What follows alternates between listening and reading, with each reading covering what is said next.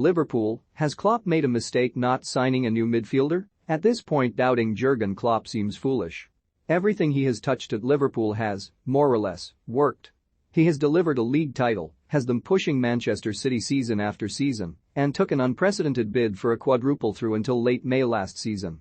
He has moved quickly in the transfer market. Winger Fabio Carvalho first in from Fulham, then came club record signing Darwin Núñez, in from Benfica in a deal expected to rise to £85 million, and now the finishing touches are going on a £6.5 million deal for Aberdeen full-back Calvin Ramsey.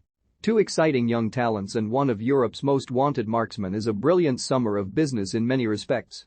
Sadio Mane will move on and other departures may follow, but as for incomings, that looks to be that. Klopp has his 2022-23 squad. Yet, there has been a nagging feeling among supporters and viewers of Liverpool that, for some time, they need reinforcements in central midfielder.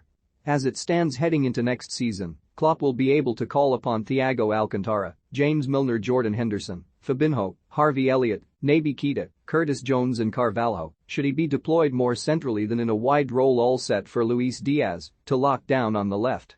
The ages of the fateful eight read 31, 36, 32, 28, 19, 27, 21 and 19. A real mix of youth and experience. Why many have pointed to the midfield is creativity, more so than the depth. Liverpool's two primary creators last season were Mohamed Salah, league-leading with 13 assists, and right-back Trent Alexander-Arnold, second in the league with 12. Left-back Andrew Robertson ranked in third with 10, tied with Chelsea's Mason Mount, Leicester's Harvey Barnes and West Ham's Jarrod Bowen. Much of the success under Klopp has come due to the world-class abilities of the full-backs. Combining for 22 assists over the course of a campaign is unrivaled compared to City, Chelsea, Tottenham, Arsenal, and Manchester United. But in midfield, an analysis of Thiago, Milner, Henderson, Fabinho, Elliott, Keita, and Jones in the league last season shows they combined for just 13 assists between the seven of them. Of those players, only Jones, 15, and Elliott, 9, played in fewer than 23 league games in 2021-22. One of the summer signings is a former midfielder who has taken well to creating from right back, will add to the production out wide, but more onus will be placed on midfielders to step up heading into 2022-23. While no central midfielder is set to arrive, Liverpool had planned to take a different route, only for Real Madrid to scupper that plan. They were pursuing France international Aurélien Tchouaméni, but recognized it was difficult to add him, as he was eager to join Real Madrid, and he joined them from Monaco in an £85 million deal. Jude Bellingham has his admirers at Liverpool too, but there was never the prospect of the England international leaving Borussia Dortmund this summer. And so any reshaping of the midfield will wait until this time next summer. By then Milner will be 37, Keita will be out of contract, and the development of Elliott and Jones will provide food for thought.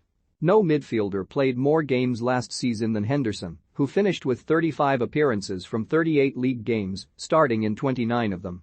He was the midfield leader in assists with 5, created the most chances with 38, and made the most passes, finishing with 2,157.